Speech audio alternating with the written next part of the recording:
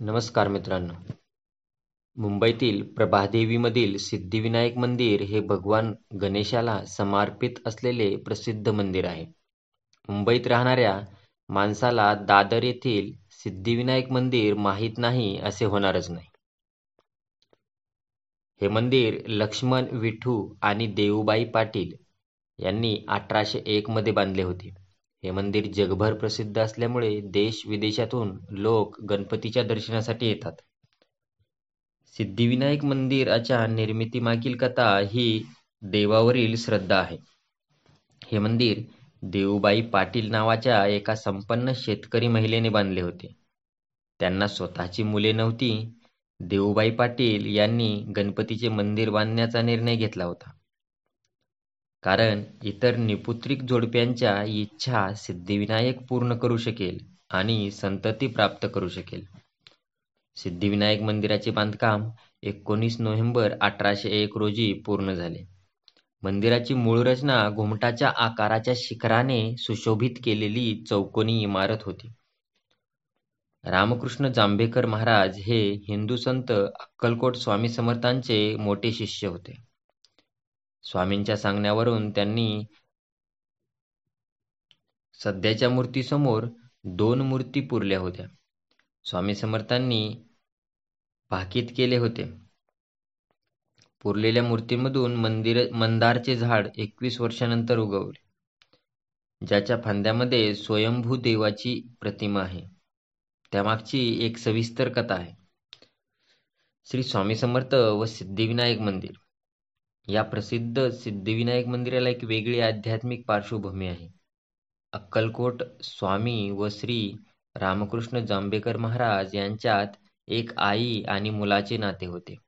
असेच एकदा स्वामी व जांभेकर महाराज रात्री बोलत असताना अचानक स्वामी त्यांना म्हणाले, रामकृष्णा, तुला काय हवे?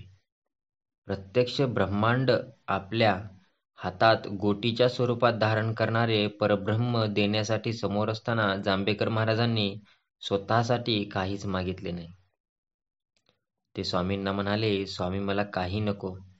स्वामी, तुम्हाला काही द्यायचे असल्यास आपण माझ्या सिद्धिविनायकाला वैभव द्या.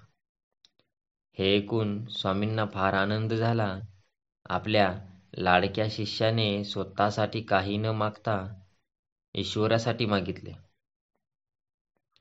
ईश्वराला वैभव दिल्याने त्या ठिकाणी येणारे भक्त वाढतील आणि तो वैभव संपन्न ईश्वरच आपल्या भक्तांना कलियुगाच्या अंतापर्यंत देत राहील. एका मागणीमध्ये 2 हेतू साध्य करण्याची कल्पना स्वामींना आवडली.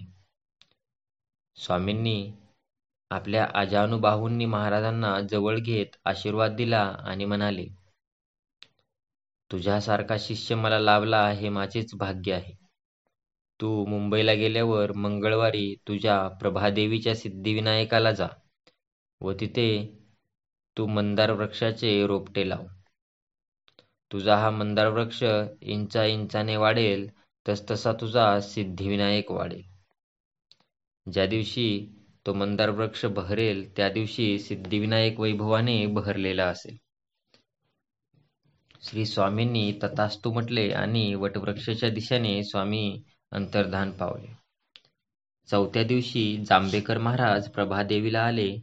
त्यांनी मंगळवारी मंदाराचे रोपटे सिद्धिविनायक देवळात लावले व त्या ठिकाणी हात जोडून प्रार्थना केली. स्वामी, मी माझे काम केले, तुम्ही माझी इच्छा पूर्ण करा, असे बोलून महाराज देवासमोर उभे राहिले आणि हात जोडून म्हणाले, हे गजानना, श्री स्वामींनी दिलेला शब्द खरा ठरो व तुला या जगात वैभव प्राप्त हो. या वैभवाच्या झगमगटाने तुझ्याकडे भक्त आकर्षित हो व त्या सर्व भक्तांच्या सर्व मनोकामना पूर्ण होत. श्री स्वामींचा आशीर्वाद खरा ठरला. जांभेकर महाराजांनी सिद्धिविनायकासाठी मागितलेले वैभव सिद्धिविनायकाला प्राप्त झाले व त्यांनी लावलेला मंदार वृक्ष जसा जसा बहरत गेला तसतशी सिद्धिविनायकाला वैभव प्राप्त झाले आणि त्याची कीर्ती सर्वत्र पसरली. श्री स्वामींनी आपल्या लाडक्या भक्ताच्या इच्छेखातर प्रभादेवीच्या सिद्धिविनायकाला सुद्धा वैभव प्राप्त करून दिले. श्री स्वामी समर्थांचे आशीर्वादाने सिद्धिविनायक मंदिर प्रासादिक झाले व भक्त कल्पद्रुम झाले हे मानण्यास हरकत नाही. नमस्कार मित्रांनो.